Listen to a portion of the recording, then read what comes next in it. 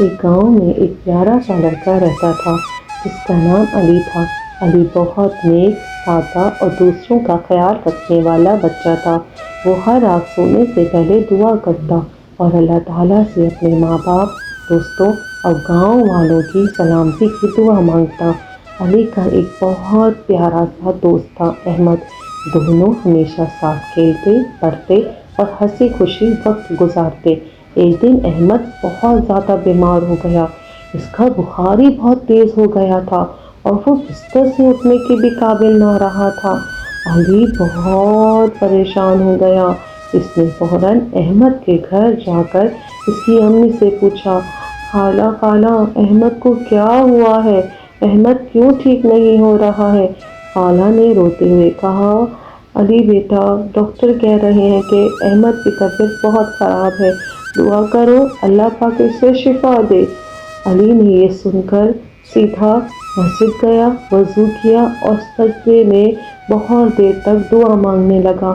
اس نے روتے ہوئے کہا، اے میرے پیارے اللہ پاک، یا اللہ، میرے احمد کو جلدی سے اچھا کر دو۔ وہ میرا بہت اچھا دوست ہے، میں اس کے بغیر بہت اداس ہوں۔ روز علی احمد کے لیے دعا مانگتا۔ کچھ دن گزر گئے۔ ایک صبح علی کو احمد کے گھر سے خوشخبری ملی۔ احمد کا بخار اتر گیا اور وہ تیزی سے ٹھیک ہو رہا تھا۔ ڈاکٹر بھی حیران تھے کہ اچانک احمد اتنی بہتری کیسے آئی۔